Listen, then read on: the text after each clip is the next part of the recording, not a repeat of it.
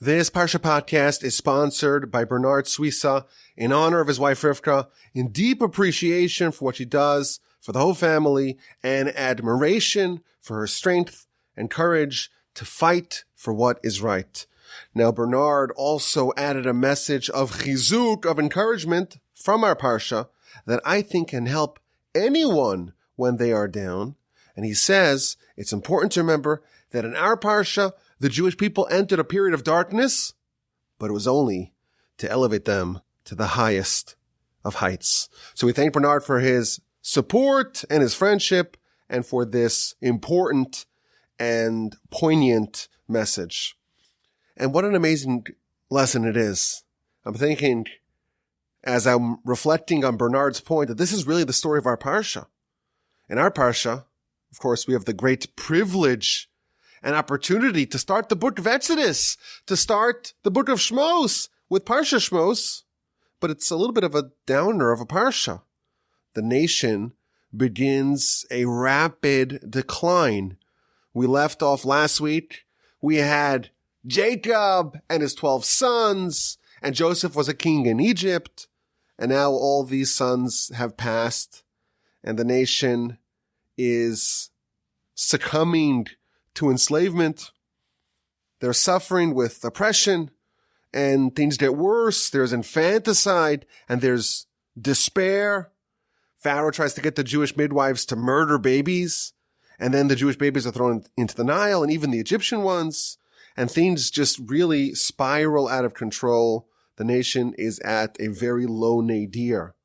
In our parsha, we also read how Pharaoh died, but Rashi tells us that he suffered from leprosy, and the way that he tried to cure his leprosy was with the murder of 300 Jewish babies every day, 150 in the morning, 150 at night, and he would bathe in their blood.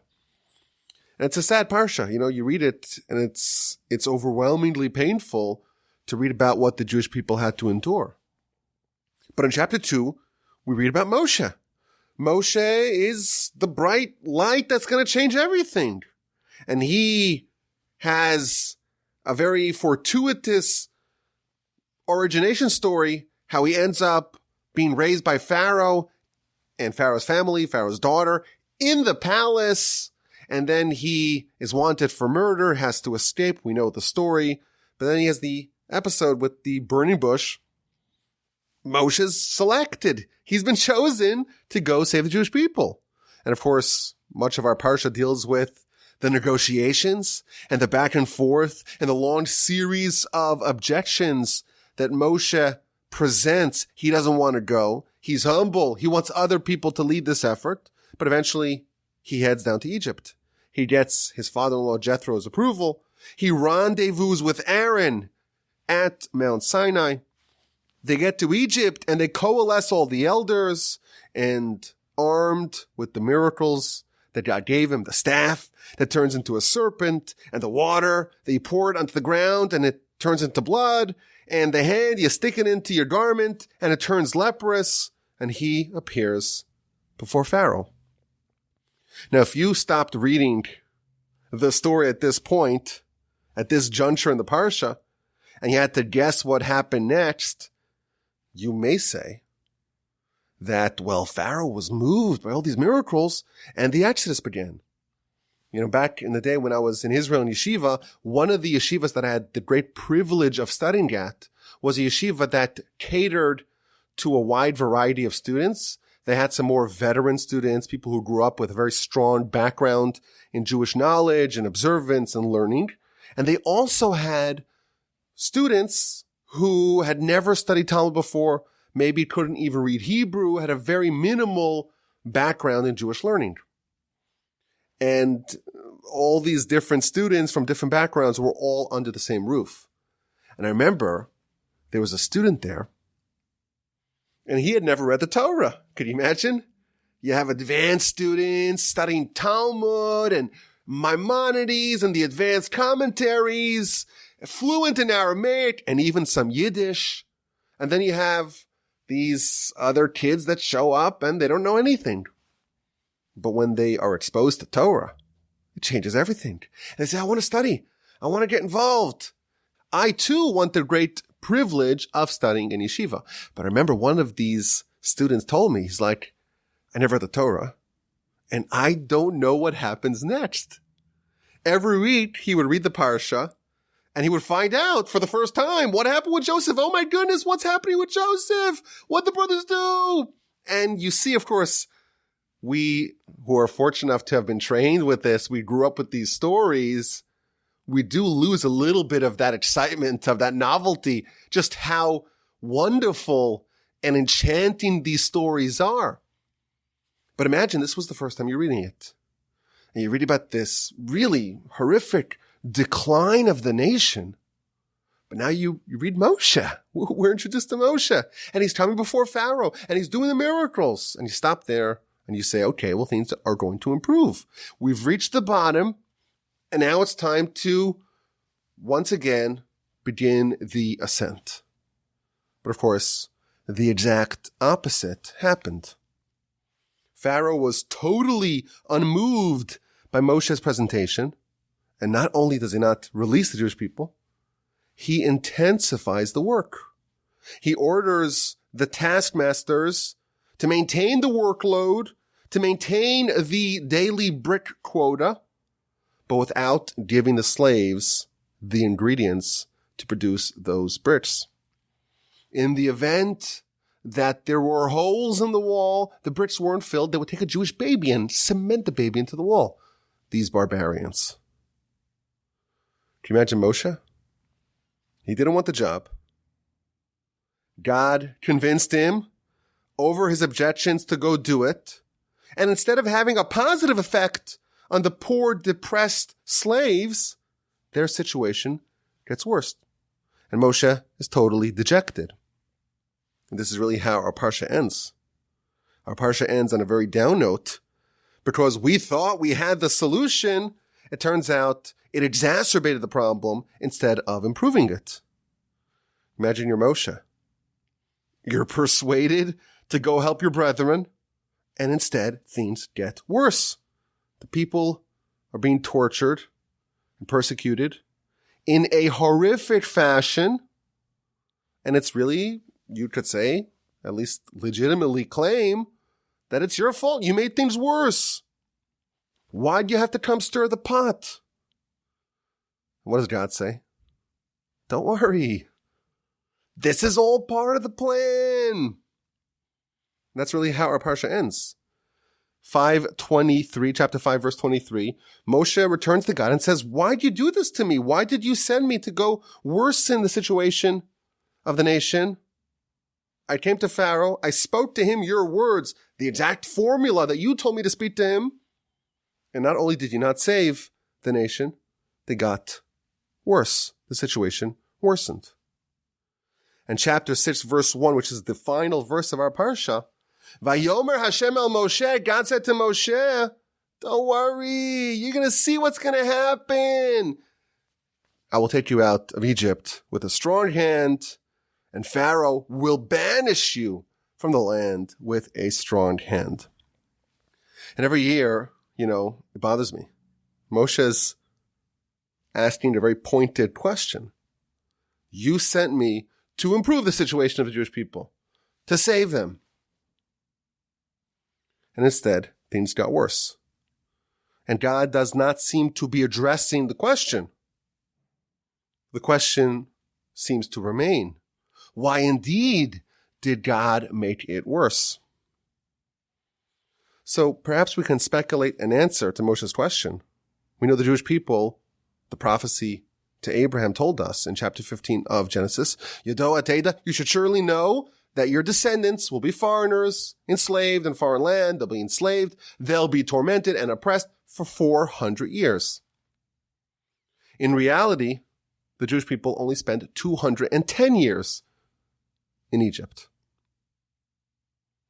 So there is a theory that says that, well, if you look at Rashi tells us that, well, the 400-year clock starts from the birth of Isaac. Isaac is the first of Abraham's progeny, and therefore it's already kind of getting underway, so to speak, even though the descent to Egypt has not actually happened, but the people, the chess pieces are in place, and therefore we could already start the clock a little bit earlier. 400 years is actually to the day of the birth of Isaac is the Exodus. So that's one answer.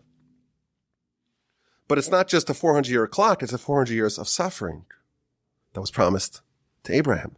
So one of the answers, one of the theories is that the Almighty condensed and compressed the additional 190 years of suffering from when he appointed Moshe. He appointed Moshe in the year 209, really, of the enslavement. And Moshe goes to go save the Jewish people. Instead, things get worse, but really, things got better. Because that last year, or the last few months really it was, there was such an intensification of the suffering that actually was a fulfillment, so to speak, of the last 190 years. And therefore, by suffering for a few months, the nation was spared 190 years of suffering, and that actually paved the way for the salvation. So when my friend Bernard wants to share a message with the Parsha Podcast, it's always darkest before dawn. Redemption starts when things get worse. We're not capable of figuring out, is it good news or is it bad news? Because Moshe seems to diagnose bad news, and God says, no, it's actually good news. That's really the lesson of the Parsha. In fact, the Baal Shem Tov said something fascinating. The Talmud tells us in two different ways that the Almighty only does good things to us. In one version, this is from the Talmud, the book of Brachos, page 60b on the bottom. This is a quote of Rabbi Akiva. Kol da'av Rachman l'tav avid. Everything God does is ultimately for good. It may seem bad. It may look awful at the time. Your animal died. Your light was extinguished. No one wants to invite you to their house. Bad things are happening to you, but ultimately, it's for a good purpose. There's a second version of this idea, a second Jewish aphorism featured in the Talmud. This is from the book of Tanis, page 21a, and that is Gam Zu Latova. This is also for good. Something bad happens, you say, this is also for good. Gam Zu Latova. Even this, which appears to be very bad, is also for good. The Baal Shem Tov explains that these are slightly different. When you say that everything God does is ultimately for the best, you could perhaps intend to mean, yes, something bad happened, but it's worth it, because in the end, the net result of it all will be positive. So yes, I'm willing to absorb. I'll take the loss. I'll take the suffering, because ultimately, what I will gain will outweigh what I lost, what I forfeited. Comes along the Talmud and tells us there's another angle to this. Gam Zu Latova. Even the suffering that you think, apparently, ostensibly is suffering, is in fact also good. You can't see it. You don't know how it's good. But there is no bad. It's not like you'll take the bad to get the good. Even the bad, Gam Zu, even the bad, is Latova. So we thank our friend Bernard for his sponsorship of the Parsha Podcast, but also for capturing one of the central lessons of the Parsha. Like I said, we often can't really differentiate between good news and bad news. Sometimes things have to get worse in order to get better. And even those things that are bad, if we could zoom out and have a much broader perspective of what's actually happening, we will discover Gam Zu Latova, that is also good. See how amazing the Parsha Podcast family is? We get treated to these amazing crowd-sourced lessons. If you want to share a lesson or an idea, send me an email, rabbi@wolbajima.com. And also, before we begin the actual Parsha Podcast, my prepared notes, if you will, The end of the calendar year is approaching. If you want to squeeze in a donation to Torch before the end of the year, you want to support the amazing work of Torch, of the Parsha Podcast in 2021. Of course, in 2022, we're going to have a big fundraiser, as I've spoken about in the past. But if you still want to get in the opportunity to partner with us to support the great work of Torch in 2021, visit our website, torchweb.org, or click the donate link in the podcast description. Now, is there anything else we need to do before we get started? Is there anything else? I almost forgot. The 5-star reviews. Today's review is authored by the unusually named VSNXHXND. That's the username. It sounds like one of those usernames that you get when you clean your keyboard for Pesach. You just put your hand across the keyboard and whatever comes out, that is what appears on the screen. So whoever this person is, they wrote, "A weekly joy, 5 stars. These episodes light up my week. The enthusiasm in your voice always makes me smile, and I have deeply enjoyed the truly exquisite insights your interpretations offer." Thank you so much, VSNXHXND. If this actually stands for something, I totally missed it. You can let me know in an email what the symbolism behind that unusual username is. Okay, let's get started. Let's begin. This is the, please God, penultimate Parsha Podcast of 2021. With the help of the Almighty, we haven't missed a single week. I thank you for your support and listenership and incredible enthusiasm throughout the year. In chapter 3 of the book of Exodus, we read about the episode of the burning bush. It starts off by telling us, this is verse 1, Moshe was a shepherd. Like a lot of great people, we've talked about this in the past, a lot of great people are shepherds. And he is leading the flock in the wilderness to not steal from anyone, and he arrives at a mountain that is Mount Sinai. And an angel of God appears to him in a fire in a bush, a burning bush. And he sees, and something very unusual he notices, there's a fire, and the fire is burning ferociously, but it's not consuming the bush. And Moshe says, let me see what's going on over here. Let me investigate. What's happening? Why is the bush not being consumed by the conflagration? And we read in verse 4, and God saw that Moshe went to go inspect, and God called him from amidst the bush and said to him, Moshe, Moshe, Vayomer hineni, here I am. Take off your shoes. This is holy and sacred ground. And God begins the conversation with him. I am the God of Abraham, Isaac, and Jacob, etc. And the dialogue begins. So first of all, there's an amazing Rashi over here. Rashi asks the question, why was God, so to speak, in a bush? Of all the trees, God could have been in any tree. Why in the bush? Says Rashi, Mishum imo anochi batsara, to indicate that God is with us in our pain. The Jewish people are suffering. They're enslaved. They are recipients of war crimes at the hands of the Egyptians. And God, so to speak, is also suffering alongside of us. He, so to speak, his presence is taken in a bush, in a small lowly bush, not a tall cedar tree, a tall sequoia tree, a small, lowly, thorny bush. That's how, so to speak, God behaves when we're suffering. We wanted the misery to end. We cried out in anguish. We were suffering, and God suffered alongside us. Imo anochi batzara, I'm with you in your pain. God also wanted the misery to end. Similarly, we're going to read this in a couple of weeks in the end of Parshas Mishpatim. This is talking about the Mount Sinai experience and the 70 elders who ascend the mountain up to a certain point.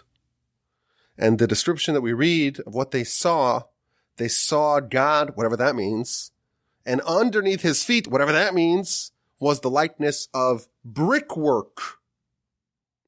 So whatever vision they had of God had brickwork in it.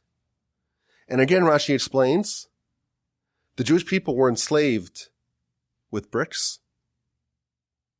And therefore, so to speak, the Almighty, whatever this means, again, theologically, it's hard for us to understand what exactly our sages are telling us.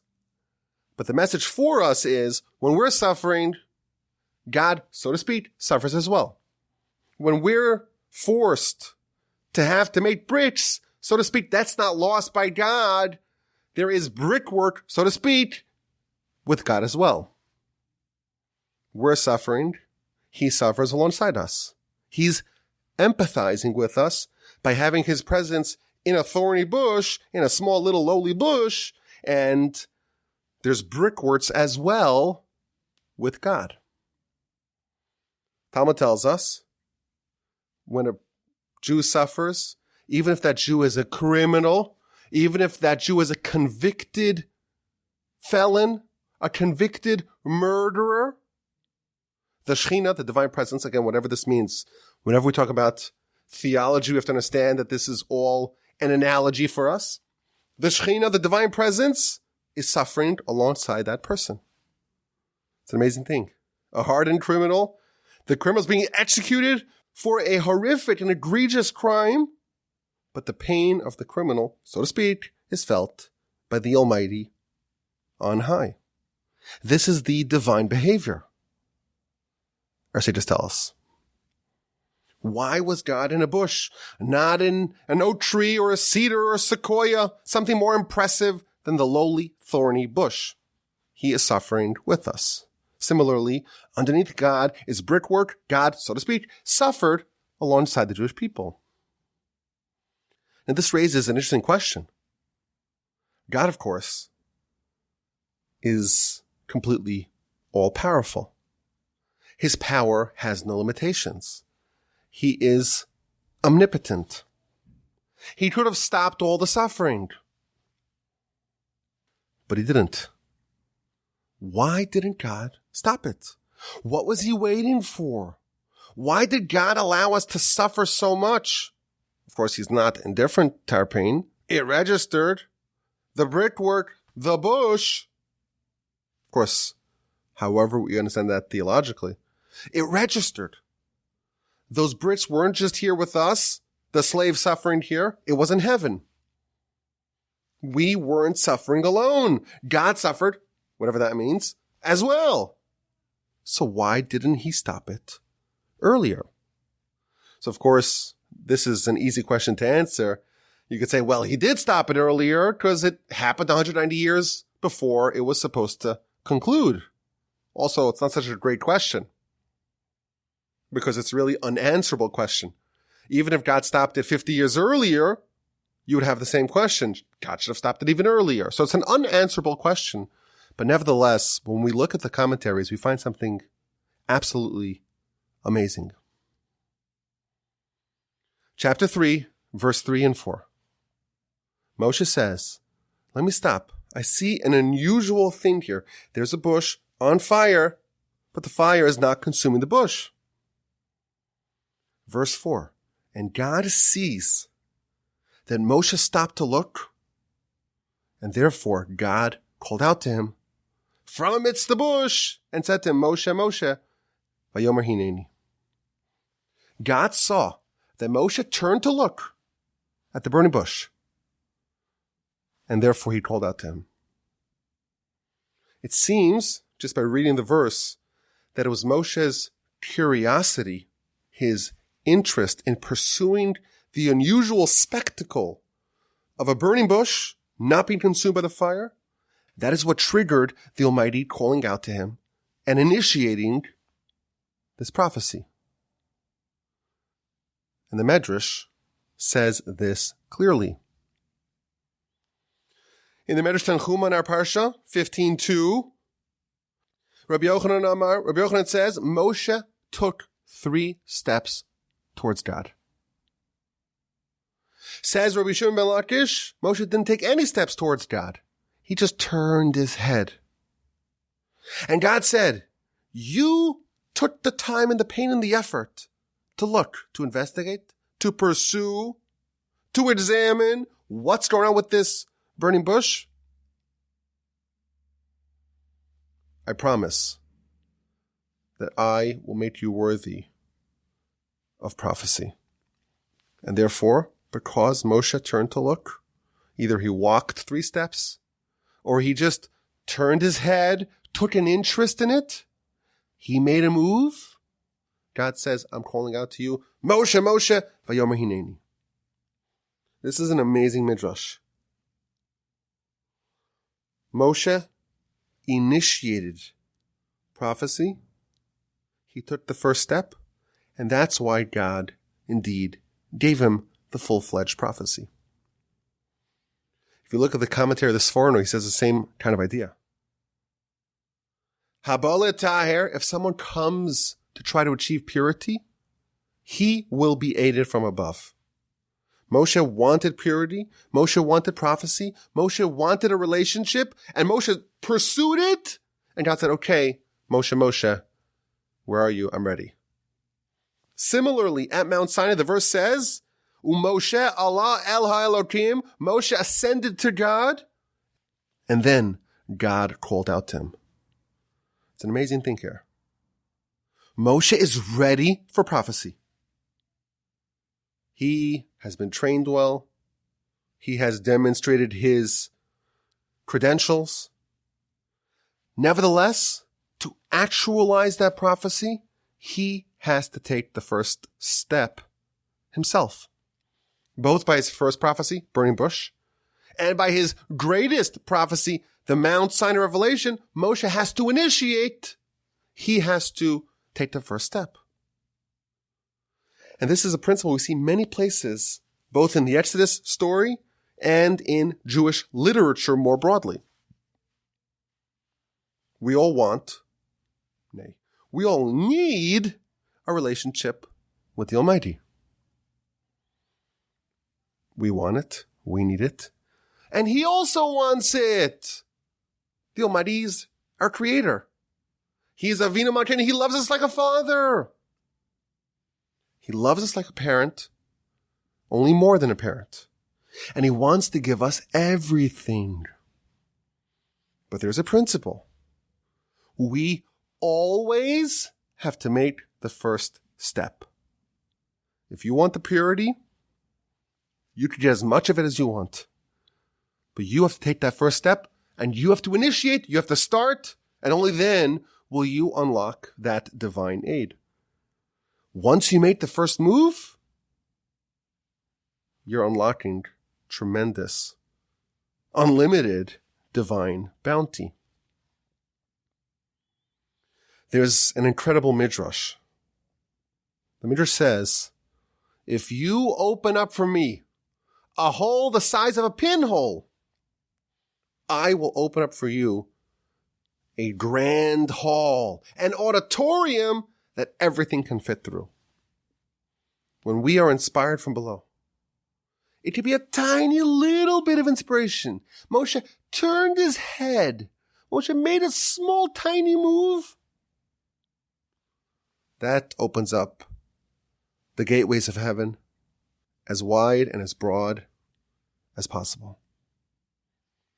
There is precedent for this. We read about it a couple of weeks ago, Parshas Vayetze. If you remember, we talked about Jacob and the accelerated journey of Jacob. He left Canaan, went all the way to Haran, and then he was inspired and said, oh no, I went and I passed by the place where my forebears prayed, and I didn't pray. He turned around, and right away a miracle happened, and God accelerated his journey. Same kind of idea. God did not stop Jacob and say, oh, you're passing by here? It's time to pray? No.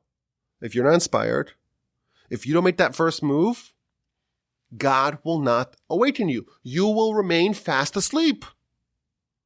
But once you awaken and arouse yourself a little bit, you say, I want to become pure. I want to make a small little pinhole in the vast separation and barrier separating me from God and me from my fellow man and me from my ambitions and my goals. You take a small little chisel and make a small little hole. You initiate this effort. Once you start it, all the miracles in the world will be availed to you. If you don't do it, if you don't have that inspiration on your own, God will not do it for you. Moshe leans in. Moshe begins to pursue the prophecy, and boom, he unlocks all the blessings of the prophecy. Had Moshe not initiated, it seems to me, I think this is a very fair reading of the Midrash and really of the verse. It seems to me, had Moshe not turned around and said, what's going on over here? What can I do about it? What's the lesson for me? What does it mean that there's a burning bush here that's not being consumed? Had Moshe not done that, he would not have gotten the prophecy. That is how it works. This is how the system works. Yes, God wants exactly what we want. But he will, so to speak, sit on the sidelines until we make our move. Now, we're talking about Moshe's prophecy, but really every stage of the redemption follows this pattern. In our Parsha, Parsha Shemos, chapter 2, verse 25, the Ramban tells us the Jewish people were suffering. Pharaoh died, he got leprosy, and the Jewish babies are being slaughtered, and the people can't handle it, and they cry out to God in despair. Says the Ramban, the time for the redemption had arrived. Nevertheless, without that prayer, without that initiation that comes from below, without the people calling out to God and saying, God, help us, God wouldn't have done anything. You have to open up that pinhole. Even if it's a microscopic little hole, God will take that and transform that into a grand, auditorium-sized, cavernous hole that everything that we want, everything that we need, and everything that we hope and aspire for can fit through. Moshe is amidst the negotiations with God, and he asks God, what do I tell the people when they say, who sent you? Which name of God, so to speak, is operating over here? So God responds, Eke Asher Eke, which is how we pronounce the name of God, because we don't say God's name, of course, in vain. So we say Eke instead of the way it's actually spelled in Scripture. What does this mean? What does this name represent? Says the Ramban again. This is chapter 3, verse 13. I will be as I will be to you the same way you will be to me. If you start, if you initiate, if you're invested in this, I too will be invested in it. If you're not interested, if you don't make a move, don't expect God to do anything either. With the actual Exodus, we're going to read about it in a couple of weeks, the Jewish people had to do a mitzvah. They had to do the paschal offering in Egypt. And they had to hold the animal and guard the animal for 4 days. And Rashi tells us the Jewish people needed to do something. There had to be some sort of initiation from below, a mitzvah that we start, so to speak, this relationship between us and God. A mitzvah, of course, is a human seeking a connection with the divine. To have this exodus, you have to have a very strong bond with the divine, but that bond doesn't get built unilaterally. The way it gets built is by man. And when we say man, we mean humans. The humans initiating, even if it's a very little connection that they're fostering, a very little puncture in the vast labyrinthine barrier between them and God. But they take the first step, God will take some TNT and blow a hole, blast a hole in the vast separation that exists between us and him. At the sea, God wanted to save the Jewish people, surrounded by our enemies who want to kill us. Nachshon jumps in, self-sacrifice, embracing martyrdom. Man is inspired. God follows suit and splits the sea for us. The whole story of the Exodus, from Moshe's initial prophecy to God even considering Moshe, to the actual Exodus itself, to the name of God that's being operational over here, or that's expressing itself, that's manifesting itself in the Exodus. The splitting of the sea, everything, Moshe's ascent to the mountain and the prophecy at Sinai, everything follows this pattern. You make a move, you take a small step towards God, and God will take a quantum leap towards you. Now, this principle, as you mentioned earlier, appears all over Jewish literature, not just with respect to the Exodus, but with respect to our entire spiritual agenda. The Talmud tells us, the book of Yoma, page 39a, Adam mekadesh atzmo me'at. If a person makes themselves a little bit pure, mekachin oso harbe. From heaven, they will purify him a lot. You make a small move, you undertake a small initiative of holiness, God from heaven above will amplify that and multiply that 1,000-fold. Who is going to effectuate transformation? Who's going to bring about spiritual growth and change and transformation? It is a public-private partnership.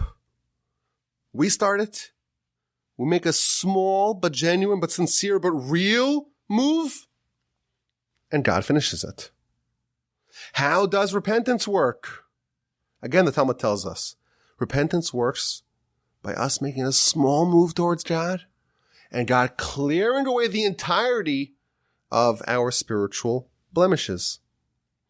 We make the move from down below, and thereby we merit a sea, an ocean of assistance from above. But again, it has to be genuine. That pinhole has to be a real good pinhole. All the way through, we have to do something small, but complete, in order to evoke that tremendous divine assistance.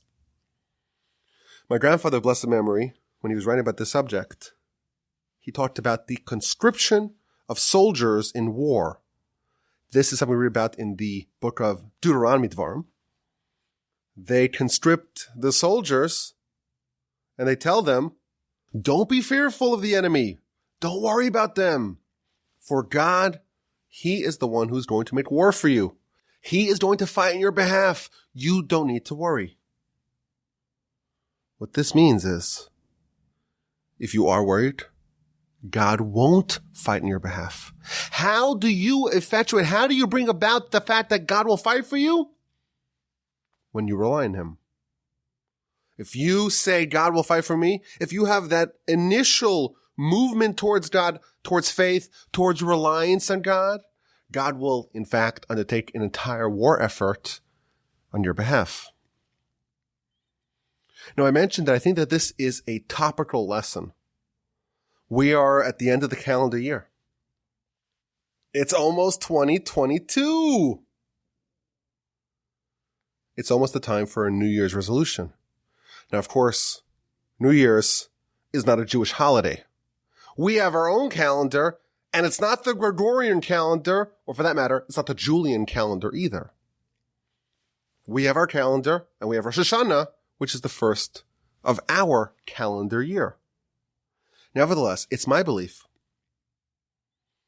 that we should utilize every opportunity that we have for self-improvement, for character refinement, for transformation, for reflection, for assessment, for self-assessment and introspection. All those opportunities, in my opinion, should be embraced.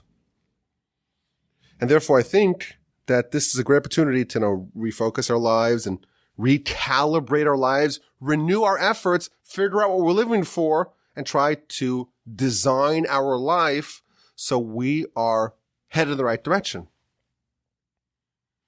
And I think that the New Year's resolutions shouldn't be just about avoiding carbs or hitting the gym. Our spiritual halves also can use a boost. Our relationship with God, our commitment to Torah, our spiritual vitality that is unlocked with prayer, our relationships with the people, our friends, our family, our spouses, our co-workers. What are we spending our time with? How are we making sure that we're utilizing the golden opportunity of life to try to get our soul back to where it came from, to get an invitation to the afterlife? I feel like the new year is an opportunity to get a year off to a good start, to have a, renewed and refreshed view on life, outlook on life. It's a time to make a deal with God. What do you need to do to make a change? What do you need to do to earn something? To change something? You need to follow this model. You need to realize that no one will do anything for you unless you do something for yourself. You have to get this started. No one else can help you. Whatever your problem is, and if I'm talking to humans, you have a problem. Because if you didn't have a problem, you'd be an angel. Everyone has problems. Everyone has things that they need to improve in. Everyone has aspirations and hopes that they have not quite yet accomplished. Because if you didn't, if there were no more opportunities for you, you wouldn't be here. You'd be in the land of the angels. So again, if I'm confirming, am I confirming this? Is there good Wi-Fi in heaven? I don't know, but I assume I'm talking mostly to humans. So to the humans in the audience, if you're a human, you have something that you can improve in. You have things that you need to change about yourself. You have problems that you want to resolve. How do you solve your problems? How do you accomplish those dreams and aspirations that you have? We have a model here. You have to make a move, a small move. You have to take a little pin, a small little window in your heart, the size of a pinhole, a teeny tiny opening, but a real one, a genuine one, a sincere one. And once you make that opening, and it's a good opening, and it's a secure opening, and it's goes all the way through, God will amplify your efforts 1,000-fold. If you just do something, a small thing, open up your heart, God will open it 1,000 times more. If you come for purity, that's what you want. Not just because that's what everyone else is doing, because you're serious about life. You want to accomplish great things in life. You want to utilize the opportunities that you have in life. You want to live a little bit like a soul. You make a small move, you are guaranteed to get divine assistance. Moshe, where are you? Let's go. Let's get this underway. Let's begin. Hineni, here I am. When I was looking in my grandfather's notes on this subject, he ended off with the following scary sentence. If a person sees, I'm just translating it freely here. If a person sees that they are not recipients of divine aid, they have to examine themselves if they actually got this started. Did they open a small window in their heart? Because if you did, you're going to get that support. Make the small move. Make a tiny move. Make a real move. You're going to get help. The cavalry is coming. Moshe made a move, and he got prophecy. Moshe made another move, and he got the prophecy at Sinai. The Jews made a move. They cried out to God, and they got redeemed. The Jews made another move, and the sea split. If you want holiness, make a move. If you want repentance, make a move. If you want divine aid, make a move. Find out what you want. Open up a small pinhole, but make a move. And provided that it's real and sincere, you will be the recipient of a divine bounty of blessing. Now, I want to reiterate what we said in last week's Parsha Podcast. Starting January 3rd on torchzoom.com at 7:30 Central, which makes it 8:30 Eastern and 5:30 Pacific, I guess 6:30 Mountain Time. And wherever you are on the globe, again, I'm assuming that you're all on the globe here if you're listening to this. Wherever you are, you could sign into Torch Zoom and you could join the Musar Masterclass live. If you want to get the handouts, if you want to get the worksheets that go with the course, you have to sign in or sign up for it. The website's torchweb.org. In this podcast that you're listening to, Parshas Shemos, Make Your Move, you will find in the description, in the podcast, you'll find a link to sign up. It's free. There is an opportunity if you want to submit a donation as well. It's not obligatory. It's a free course. 10 weeks starting January 3rd. It's a great opportunity to get 2022 off on the right foot. Okay, let's get this week's exquisite insight. You ready? Exquisite insight.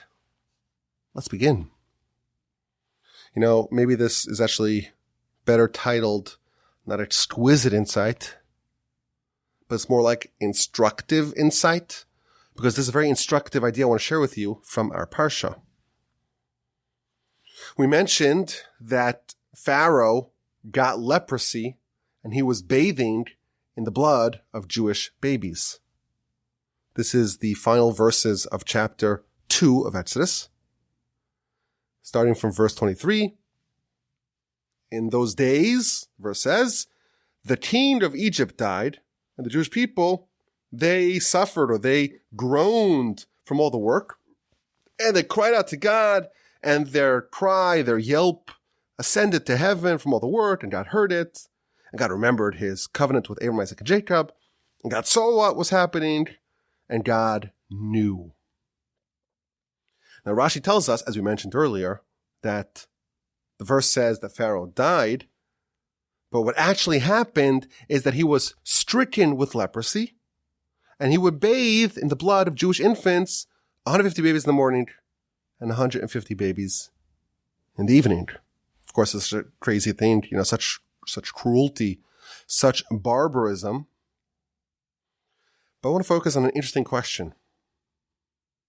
We know that the greatest of the commentators, Rashi, always strives for the simplest interpretation of the verse. The verse says that Pharaoh died and the people suffered. And while it's true that the Talmud tells us that there are 4 people who are considered like they're dead, a blind person, an impoverished person, a childless person, a leprous person, and of course what that means is a big subject. I feel like we've spoken about it in the past. Maybe one of the Parsha Podcast archivists can dig it up. The writers are still on strike. It's something we've talked about in the past, but there's this idea that there are 4 people who are considered like they're dead. So there's a precedent to the idea that being afflicted with leprosy is, to a certain extent, equivalent to death. But whenever there is a departure in Rashi's commentary from the simple interpretation of the verse, it demands an explanation. You read the verse, and it seems to be very understandable. There's an easy interpretation of what the verse is trying to tell us. The verse says, Vayehi b'yamim rabim ahem vayamas melech Mitzrayim. And the king of Mitzrayim, the king of Egypt, vayamas, he died. That word universally means vayamas, and he died. Again, it seems to be very self-understood. Yet Rashi says, no, he didn't actually die. He got leprosy. And that caused the Jewish people to cry out because their infants were being murdered every day. But why change the meaning to something else when there is a readily easy and literal interpretation of the verse, why would Rashi change it? So I think it's a very instructive insight for anyone who is, who wants to study at a more deep level and wants to study Rashi. It's always helpful to ask these kinds of questions because Rashi, again, is always going to opt for the simplest interpretation. And whenever the interpretation that Rashi gives us seems to be very not simple, it means that there has to be a reason why he felt that this actually means what he is, or at least the simplest interpretation of it is what he offers in his commentary. So I saw 4 answers to this question. And again, answer the question why when it says that Pharaoh died, it actually means he remained alive, but was stricken with leprosy. Why is that the simplest interpretation of the verse? So one of the answers I saw, a very basic answer, the verse doesn't talk about succession. Whenever someone actually dies, a king actually dies, scripture always tells us, and was succeeded by such and such person, the next regent, the next king. Here, there is no mention of a replacement. It must be that actually doesn't mean on a simple level that he died. It means that something else happened. He got leprosy. One answer. A second answer from the Sifsei Chachamim, who says that if you look at the juxtaposition of the verse says, and Pharaoh died, and the Jewish people suffered. The Jewish people cried. If it meant that he died simply, they should be very happy. Stalin is dead. Hitler's dead. Pol Pot, and insert your favorite dictator, is dead. Celebrate. The verse, again, tells us that because he died, it was a reason for suffering and for anguish and cry. It must be that the simplest interpretation is that something else happened that compounded the pain. And we know that leprosy is a form of death. That's actually a simple interpretation based upon the Midrash that tells us he got leprosy and bathed in the blood of Jewish babies. The Malbim gives a third answer. The verse is introduced, Vayehi bayamim harabim mahim. It was in those many days. Death is something that happens once. It's a one-time thing. Why does it say in those many days Pharaoh died? It must be it was a different kind of death, a death that extended for many days. He had leprosy for a long time, and that is why it's a simple interpretation. And finally, the fourth answer, courtesy of the Gaon of Vilna, he says that there's a policy that kings don't remain kings on their deathbed. In fact, when King David, the paradigmatic example of a king, the person who is forever called King David, the person who is the father of the monarchy, the Davidic monarchy, when he died, the verse says, Vayekruvu Yemei David Lamus. David is always called Hamelech David, King David, David Hamelech, David the king. When he's about to die, David was about to die. There is no mention of the fact that David is a king. Ein shilton b'yom hamaves, the verse tells us in Ecclesiastes. There is no control, there's no domineering in the day of death. Ultimately, everyone must bend the knee to God. And you know what? You could be a king your whole life. When you're about to die, you're a king no longer. Now you are simply a subject of God like everyone else. The verse here says, Vayamas Melech Mitzrayim, the king of Egypt died. It must be that it was not a literal death, because then he would never be called the king. It must mean that the simplest interpretation is that he remained alive, but he died because he got leprosy. I think this is a very instructive insight. It's not as exquisite as we aim for every week, but I found it very instructive because, again, if we want to study Rashi, this is like the inner workings of how the study of Rashi would go, to ask these kinds of questions. I hope you enjoyed it. I hope you enjoyed this Parsha podcast. I don't know, like 5% of the pleasure that I got, I hope you got. Thank you for listening. Thank you for being here for me, for the Parsha Podcast, for Torch, the whole year. The penultimate Parsha Podcast. Please, God, with the help of the Almighty, We will do this again next week. Until then, have a great day. Have a fantastic week. Have a splendid and wonderful and terrific and sensational and exceptional Shabbos upcoming. And please God, we will talk again next week for Parshas Va'era.